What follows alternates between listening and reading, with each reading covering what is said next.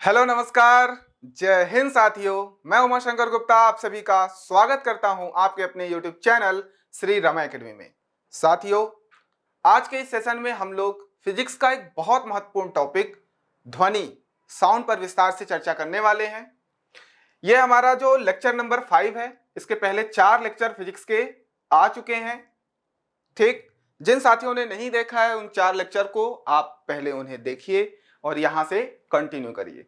हम लोग MPPSC mains के सिलेबस के अकॉर्डिंग जो यूनिट नंबर 1 है पेपर 3 का फिजिक्स, उसकी श्रृंखला शुरू किए हुए हैं। तो उसमें हम लोग आज ध्वनि पढ़ेंगे।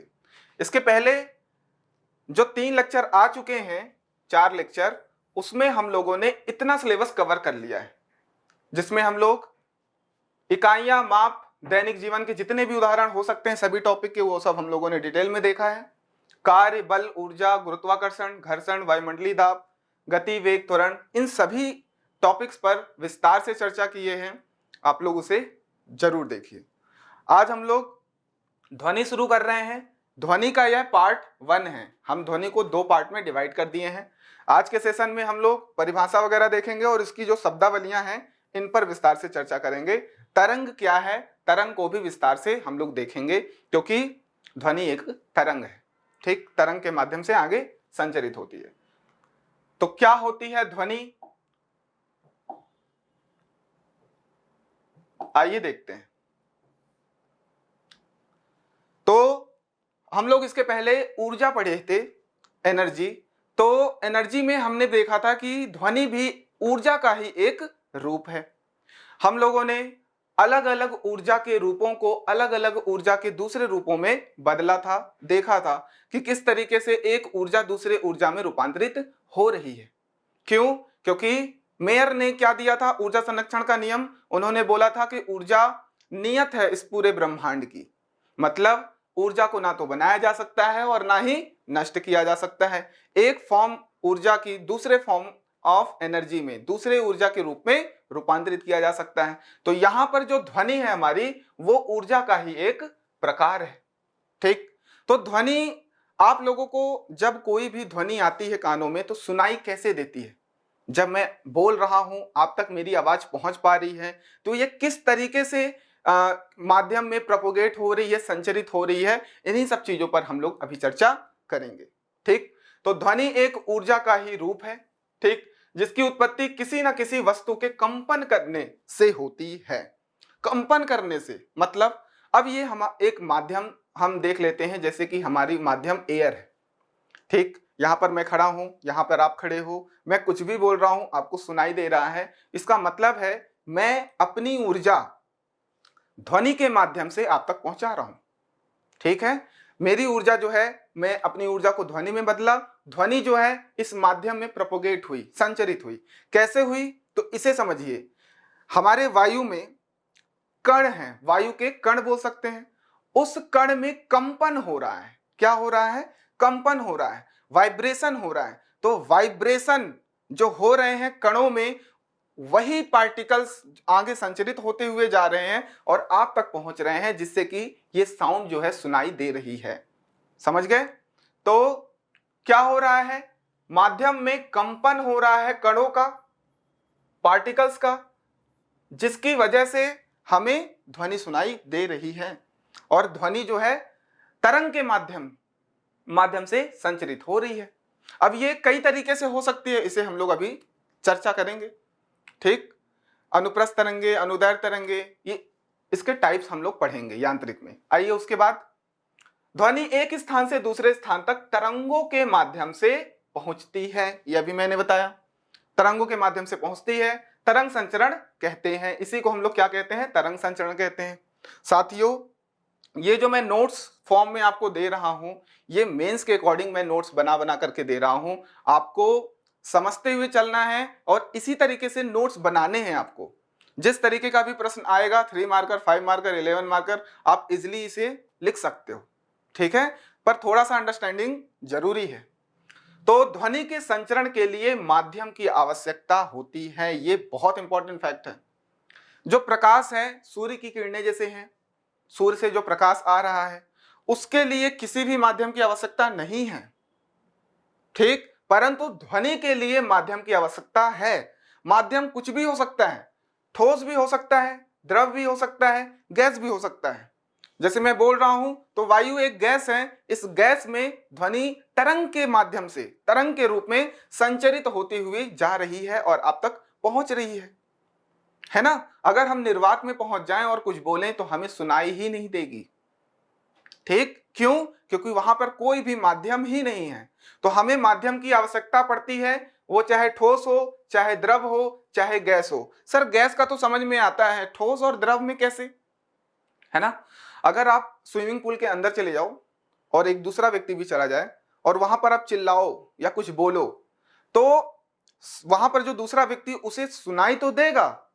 क्यों? क्योंकि वहां पर जो ध्वनि है प्रोपोगेट होकर के, संचरित होकर के दूसरे व्यक्ति तक पहुंच रही है, पर उसकी जो स्पीड होगी वो काफी कम होगी एज कंपेयर टू जो हमारे एयर में प्रोपोगेशन हो रही है ध्वनि की। ठीक है, इसलिए हमें वहां पर द्रव में ध्वनि थोड़ी सी धीमी सुनाई देगी और एयर में ज्यादा सुनाई देगी, परंतु उसका संचरण तो हो रहा है, सुनाई तो दे रहा है। और अगर ठोस की बात करें तो आपने एग्जांपल देखा होगा कि जब रेलगाड़ी आती है 2-4 किलोमीटर दूर होती है तो लोग क्या करते हैं, वो जो पटरियां होती हैं उसमें कान लगा करके सुनते हैं। जब कान लगा करके सुनते हैं तो उन्हें कुछ ध्वनि सुनाई देती है। अगर ध्वनि सुनाई देती है तो उनको पता चल जाता है कि ट्रेन कुछ दूरी पर है, कुछ किलोमीटर, 1-2 किलोमीटर तक है और आ रही है। ठीक, तो वहां पर जो रेल की पटरियां हैं वह ठोस माध्यम हो गया। क्यों? क्योंकि वो किससे बने हैं? लोहे के रॉड हैं, लोहे के रॉड है। ठीक है, तो उसमें क्या हो रहा है, ध्वनि संचरित होकर के एक स्थान से दूसरे स्थान तक प्रोपोगेट होती हुई, संचरित होती हुई आ रही है और उसे कान लगा करके हम लोग सुन पा रहे हैं। क्लियर है? तो ध्वनि के संचरण के लिए ठोस, द्रव, गैस किसी भी एक माध्यम की आवश्यकता होगी। निर्वात में ध्वनि नहीं प्रोपोगेट हो सकती, संचरित नहीं हो सकती। ध्यान रखिएगा, वायु में ध्वनि की जो चाल है वो 332 मीटर पर सेकेंड है। ठीक, वायु में जो हम लोग बोल रहे हैं इसमें जब मैं साउंड है, साउंड की स्पीड जो है वो कितनी है? 332 मीटर पर सेकेंड।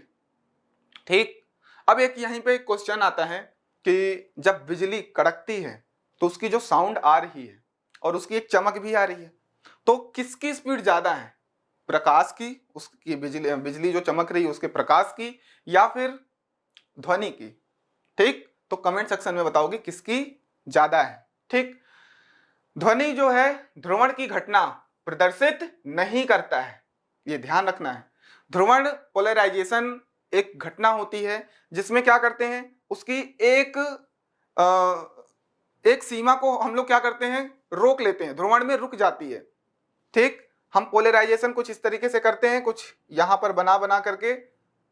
ठीक, तो ध्वनि को इसके अंदर से भेजते हैं जिसकी वजह से कुछ ध्वनि रुक जाती है, जो इसके परपेंडिकुलर होगी, लंबवत होगी, और जो उसके पैरेलल होगी वो निकल जाएगी। तो ये ध्रुवण का एक सिद्धांत होता है, कभी और देखेंगे। बस इतना याद रखो कि जो ध्वनि है वो ध्रुवण की घटना प्रदर्शित नहीं करती है।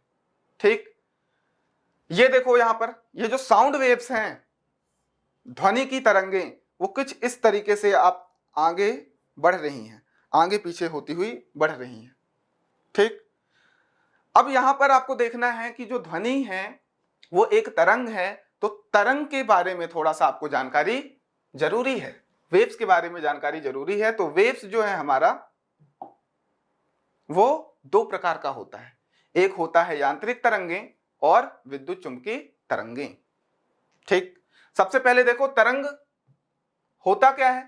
तो तरंग माध्यम में उत्पन्न वह विक्षोभ है, माध्यम में, फिर से मैं बोल रहा हूं मीडियम में, इस माध्यम में कुछ कण हैं, पार्टिकल्स हैं, उनका वाइब्रेशन हो रहा है, तभी ध्वनि एक स्थान से दूसरे स्थान पर प्रोपोगेट हो रही है। तो यहां पर तरंग माध्यम में उत्पन्न वह विक्षोभ है जो ऊर्जा का एक स्थान से दूसरे स्थान तक स्थानांतरण करती है। कौन सी ऊर्जा यहां पर है? ध्वनि ऊर्जा। ठीक है ना, ऊर्जा का एक स्थान से दूसरे स्थान पर क्या कर रही है? संचरण कर रही है, स्थानांतरण कर रही है। यह माध्यम में एक विक्षोभ है। क्लियर?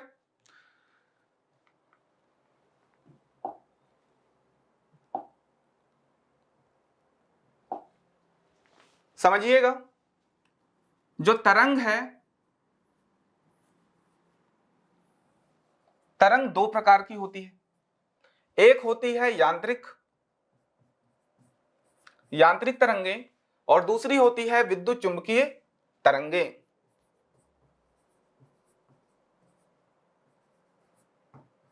विद्युत चुंबकीय तरंगे, ठीक है। जो विद्युत चुंबकीय तरंगे हैं, इसमें आपको ध्यान रखना है कि विद्युत चुंबकीय तरंगों को प्रोपोगेट होने के लिए माध्यम की आवश्यकता नहीं होती है, ठीक। माध्यम आवश्यक नहीं।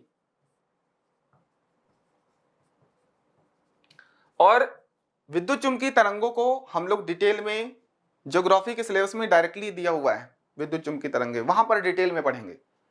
हमारे यहाँ इस चैप्टर में यांत्रिक तरंगों को हम लोग विस्तार से समझ रहे हैं। विद्युत चुंबकीय क्या क्या हो सकती हैं जिसको माध्यम की आवश्यकता नहीं होती है, तो आपका पहला एग्जाम्पल प्रकाश होगा, ठीक।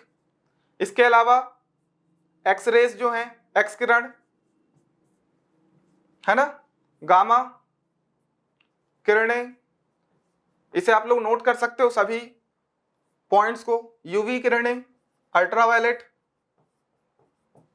ठीक है। ये सारे जो किरणें हैं, जो वेव्स हैं, ये सभी के सभी विद्युत चुंबकीय तरंगे हैं जिनको प्रोपोगेट, संचरित होने के लिए माध्यम की आवश्यकता नहीं होगी।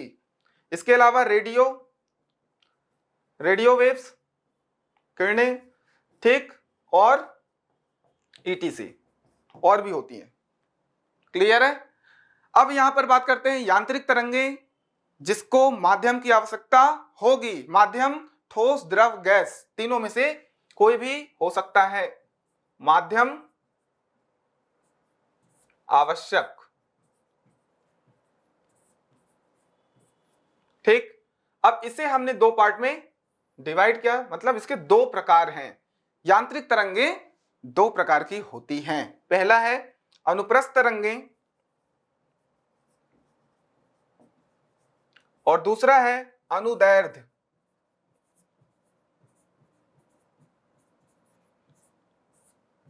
तरंगे, ठीक। अनुप्रस्थ तरंगे वे तरंगे होती हैं जिनमें जो प्रोपोगेशन हो रहा है तरंगों का, वो अपनी मीन पोजीशन से परपेंडिकुलर पर होता है। कुछ एग्जाम्पल देखो, जल की तरंगे, और जो अनुदैर्ध्य में है इसमें साउंड, ध्वनि तरंगे आती हैं। एग्जाम्पल देख लो, ध्वनि तरंगे किसमें आएंगी? अनुदैर्ध्य तरंगे। अनुप्रस्थ में जल की तरंगे जो कुछ इस तरीके से प्रोपोगेट होती हैं, ये परपेंडिकुलर, लंबवत है ना। आप पत्थर मारते हो जब जल में, किसी नदी तालाब में, जैसे ही पत्थर मारा तो उसमें लहरें उठती हैं। तो लहरें, ये जो लहरें उठ रही हैं अपने मीन पोजीशन से, इसके क्या हो रही है, ऊपर नीचे एक वेव बना रही है। इसी को क्या बोलते हैं? जल की तरंगे, जो कि अनुप्रस्थ तरंगे हैं। पर जो ध्वनि तरंगे हैं वह कुछ इस तरीके से,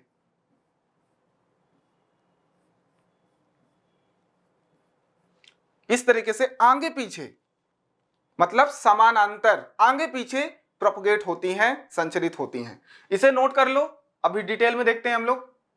स्क्रीनशॉट ले लो, ठीक है। चलो अब देखो यहां पर यांत्रिक तरंगे, मैकेनिकल वेव्स। मैकेनिकल वेव्स में हमने क्या पढ़ा? दो प्रकार की मैकेनिकल वेव्स होती हैं, एक तो अनुप्रस्थ तरंगे और एक अनुदैर्ध्य तरंगे, ट्रांसवर्स वेव्स और लॉन्गिट्यूडिनल वेव्स, ठीक। यांत्रिक तरंगे वे तरंगे जिनके संचरण के लिए किसी माध्यम जैसे ठोस, द्रव, गैस की आवश्यकता होती है, यांत्रिक तरंगे कहलाते हैं। उदाहरण में जल की तरंगे, ध्वनि तरंगे, ये सब यांत्रिक तरंगे हैं, ठीक। यांत्रिक तरंगे दो प्रकार की मैंने बता दी। अनुप्रस्थ तरंगों में ये जल की जो तरंगे हैं ये अनुप्रस्थ, और ध्वनि तरंगे जो है वो अनुदैर्ध्य। क्लियर हो गया होगा। आगे बढ़ते हैं। देखो साथियों, आपके लिए थोड़ा सा मेहनत किया हूं पीपीटी वगैरह पर, ताकि आपको अच्छे से समझ में आए, है ना, एग्जाम्पल्स भी अच्छे से समझ में आए। तो देखो अनुप्रस्थ तरंगे ट्रांसवर्स वेव क्या होती है, अभी मैंने बोला लंबवत, इसको ध्यान रखोगे, और वहां पर समानांतर। क्या, जब किसी माध्यम के कण, देखो वापस से बोल रहा हूं, माध्यम में जब वाइब्रेशन होता है, मतलब कण वाइब्रेट हो रहे हैं, तो आप बोलते हो कि ध्वनि संचरित हो रही है एक स्थान से दूसरे स्थान। ठीक, तो माध्यम के कणों के कंपन करने की जो दिशा है वो क्या होगी, तरंग संचरण की दिशा के लंबवत होगी। मतलब जो ये वेव्स बन रही है, ये वेव्स किस में बन रही है, माध्यम में बन रही है। जैसे ये जल एक माध्यम है, मैं वायु की बात करूं तो ये जो माध्यम है, माध्यम के कण क्या हो रहे हैं, संचरित हो रही हैं, वेव्स बना रही हैं। किस तरीके की वेव्स बना रही हैं, ये लंबवत हैं अपने दिशा में।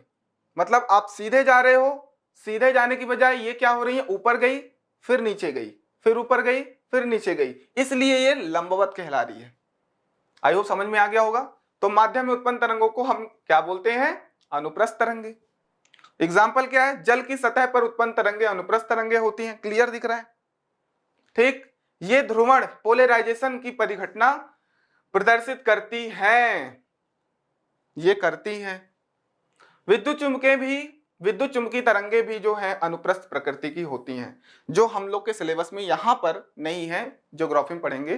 तो विद्युत चुंबकीय जो तरंगे हैं, जिनका एग्जांपल मैंने बताया था, प्रकाश तरंगे, और फिर गामा एक्स रेस हो गई, यूवी रेस हो गई, ये सब भी अनुप्रस्थ प्रकृति की होती हैं, अनुप्रस्थ तरंगे होती हैं। मतलब ये वेव्स के फॉर्म में आगे संचरित होती हैं, इतना ध्यान रखोगे।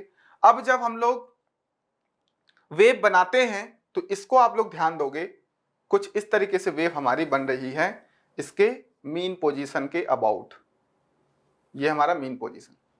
तो यहां से इसकी ये मैक्सिमम डिस्प्लेसमेंट है, विस्थापन है, तो इसी को एम्पलीट्यूड बोलते हैं। अभी हम लोग क्लियर अभी समझेंगे। और यहां से यहां तक ये एक वेव है, उसके बाद ये वेव अपने पाथ को वापस से रिपीट कर रही है, तो एक वेव जो है वो यहां से यहां तक है, तो हम लोग बोलेंगे यहां से यहां तक का जो डिस्टेंस है उसको वेवलेंथ बोलते हैं। और इस वेवलेंथ को कंप्लीट करने में जितना टाइम लग रहा है उसी को आवर्तकाल बोलते हैं। ठीक, और एक सेकेंड में ये जो तरंग बन रही है, नंबर ऑफ साइकिल्स एक सेकेंड में जितना बनेगी उसी को हम लोग आवृत्ति बोलेंगे। अभी देखते हैं हम लोग, समझो इस बात को। तो ये वेवलेंथ है हमारी, ठीक, एक वेव की लेंथ ही हमारी वेवलेंथ कहलाती है। ठीक है, तो आगे बढ़ते हैं।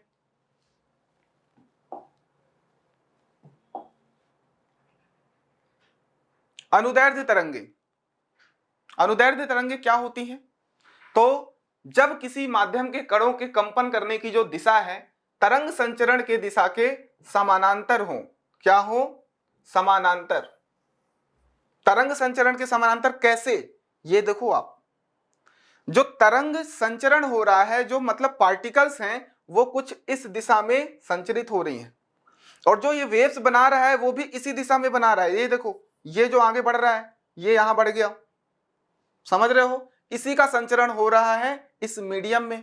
अब ये मीडियम कौन सा है, ये जो हमारी स्प्रिंग ली हमने, ये स्प्रिंग किसकी बनी है, किसी भी मटेरियल की बनी है। तो जब आप स्प्रिंग को खींचते हो और उसे छोड़ते हो तो वो जो एक वेव बनाती है आगे पीछे, उसी वेव को हम क्या बोलते हैं, अनुदैर्ध्य तरंगे, उसी को हम लॉन्गिट्यूडिनल वेव्स बोलते हैं। ठीक है, ये समानांतर होती हैं और वो अनुप्रस्थ जो है लॉन्गिट्यूडिनल क्या बोलते हैं, परपेंडिकुलर होती हैं, लंबवत होती हैं। ध्यान रखोगे, यह तरंगे संपीड़न, कंप्रेशन तथा विरलन, रैरिफ्रैक्शन के रूप में आगे बढ़ती हैं। अब यहां पर जैसे आप खींच रहे हो तो उसको बोलते हैं विरलन, ये यहां पे विरलन आ गया, और ये जहां पर ये जुड़ रही हैं उसको हम कंप्रेशन, संपीड़न बोल रहे हैं। ये देखो, ये संपीड़न आगे बढ़ रहा है, ठीक है ना। जैसे ही आपने छोड़ा, जहां पर वो एक दूसरे के पास पास आ रही हैं वहां पर कंप्रेशन, संपीड़न, और जहां दूर दूर हैं वहां पर विरलन, रैरिफैक्शन बन रहा है। तो इस तरंगों में, कौन से तरंगों में, अनुदैर्ध्य तरंगों में क्या बन रहा है, संपीड़न और विरलन। ध्यान रखोगे, ये तरंगे ध्रुवण पोलराइजेशन की परिघटना प्रदर्शित नहीं करती हैं। अनुप्रस्थ तरंगे करती हैं, अनुदैर्ध्य तरंगे नहीं करती हैं। ध्वनि अनुदैर्ध्य तरंग है, इसलिए ध्वनि भी जो पोलराइजेशन है, ध्रुवण है, वह प्रदर्शित नहीं करेगा। क्लियर? ध्वनि तरंगे अनुदैर्ध्य तरंग का एग्जाम्पल है। यहां पर देखो, जब साउंड जो है वो इस तरीके से आगे पीछे रोटेट होता जा रहा है, यहाँ पे वेव्स इस तरीके से नहीं बन रही है, यहाँ पर आगे पीछे बन रही है, इसलिए समानांतर बोल रहे हैं, इसके पैरेलल। जो तरंग में जो कण हैं, माध्यम में जो कण हैं जो वाइब्रेट हो रही हैं, उनकी दिशा में।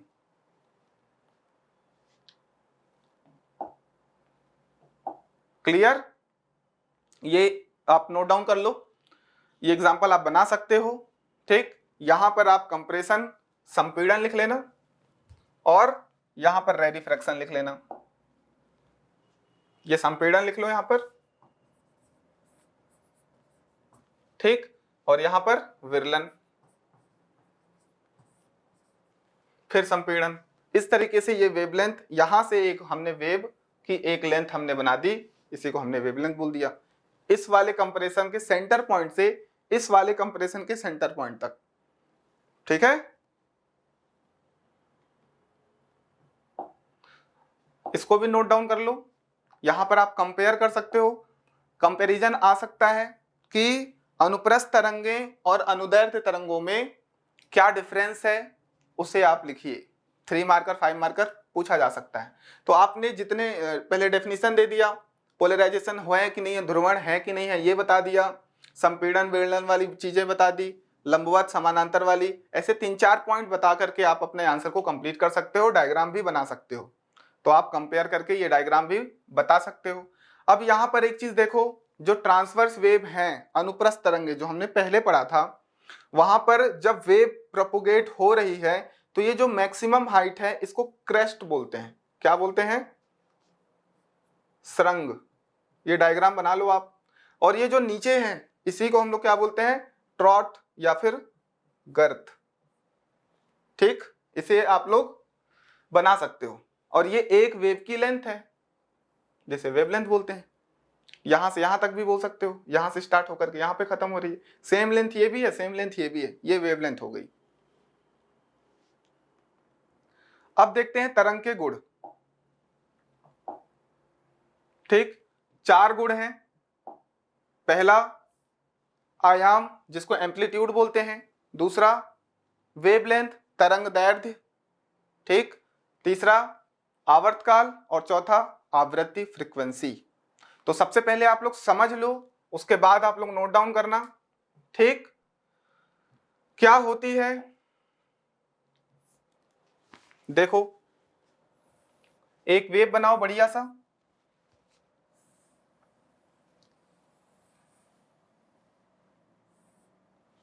ठीक, ये है संचरण की दिशा। ठीक, यहां से लेकर के यहां तक एक वेव बन रही है, इसी को हम लोग लैम्डा से प्रदर्शित करते हैं। देखो, ये वेवलेंथ, जिसको तरंग दैर्ध्य बोलते हैं। ठीक, तरंग दैर्ध्य।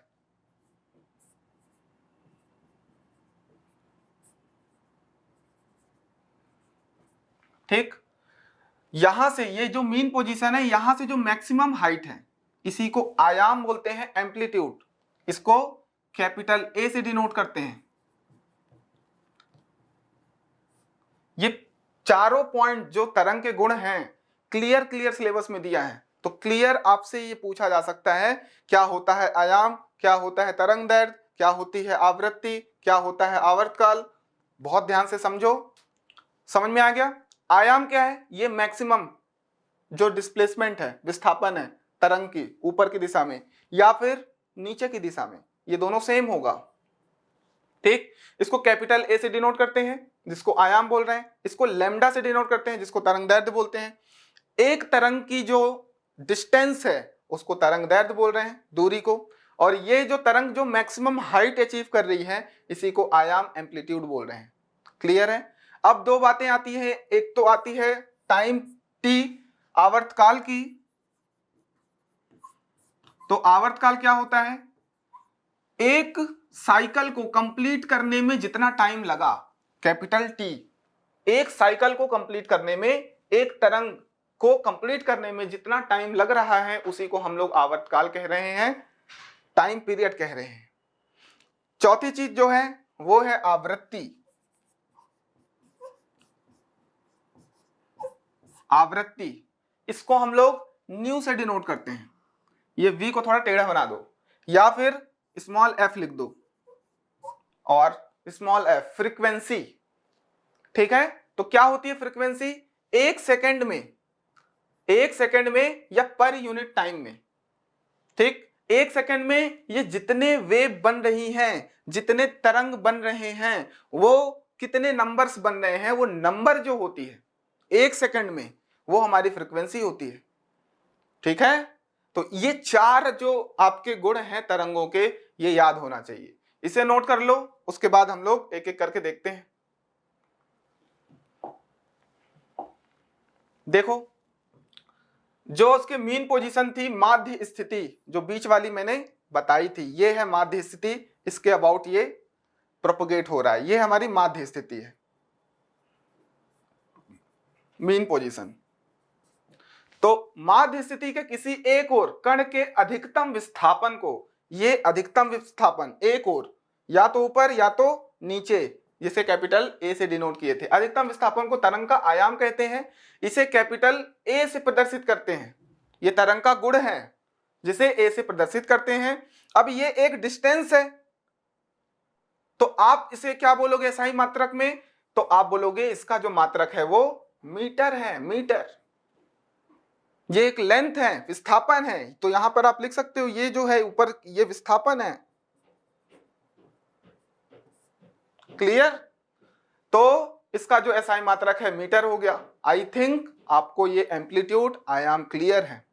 अब देखो तरंगदैर्ध्य, वेवलेंथ, तो अनुप्रस्थ तरंग के किन्हीं दो क्रमागत सुरंग या गर्तों के बीच की दूरी अनुदैर्ध्य तरंग कहलाती है।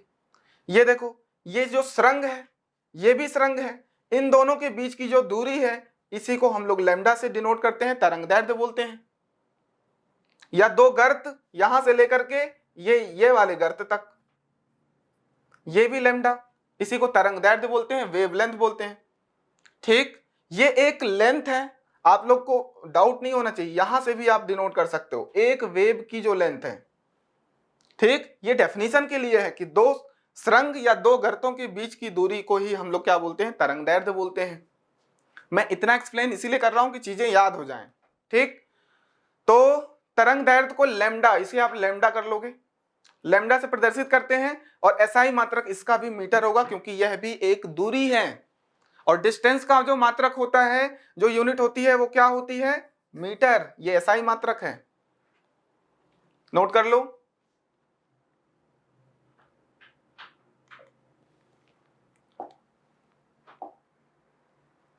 ठीक है, अब बात करते हैं आवर्तकाल की। मैंने क्या बोला कि एक पीरियड को कंप्लीट करने में जितना समय लग रहा है, एक तरंग को कंप्लीट करने में जितना समय लग रहा है, तो माध्यम के किसी एक कण को कंपन करने में जितना समय लगता है उस तरंग का आवर्तकाल कहलाता है। इसे कैपिटल टी से प्रदर्शित करते हैं। इसका एसआई मात्रक सेकंड होगा, टाइम पीरियड है, सेकंड होगा। आवृत्ति, फ्रीक्वेंसी, माध्यम का कोई कण एक सेकंड में, मैंने कितनी बार बताया, एक सेकंड में जितने कंपन पूर्ण कर रहा है, जितनी उसकी कंपन हो रही है, जितने वो वेव्स बना रहा है एक सेकंड में, वो तरंग की आवृत्ति कहलाती है। इसे हम लोग न्यू से, ये वी नहीं, न्यू से डिनोट करते हैं, जिसका एसआई मात्रक जो है हर्ट्ज होगा, एच जेड, हर्ट्ज इसका मात्रक है। तो ये सारी चीजें थी तरंग के गुण, जो बहुत इंपॉर्टेंट है। और ध्वनि के हमने डेफिनेशन पढ़ी, ध्वनि तरंग एक तरंग है, ध्वनि ऊर्जा का रूप है, ये सारी चीजें हमने आज पढ़ा। अब ध्वनि के कुछ चीजें जो बच रही हैं, ध्वनि के एग्जाम्पल वगैरह, और भी कुछ चीजें हैं, ध्वनि के वेग, अलग अलग माध्यम में क्या क्या वेग होना चाहिए, जो भी चीजें छूट रही हैं उसे हम लोग अगले पार्ट में कवर करेंगे। तो आज के सेशन को हम लोग यहीं तक रखते हैं। आई होप आपको समझ में आया होगा। हमारे इस टेलीग्राम ग्रुप पे आप लोग जुड़ जाइए, जहां पर आपको सारे पीडीएफ्स भी हम प्रोवाइड करा देंगे, ठीक है। वहाँ पर आपको करंट अफेयर और डेली क्विज वगैरह भी कराया जाता है, तो वहाँ पर आप जुड़ जाइए, बहुत फ़ायदा मिलेगा। बाकी सोशल मीडिया से भी जुड़ जाइए, ठीक। तो स्वस्थ रहिए, मस्त रहिए, प्यार बनाए रखिए। धन्यवाद।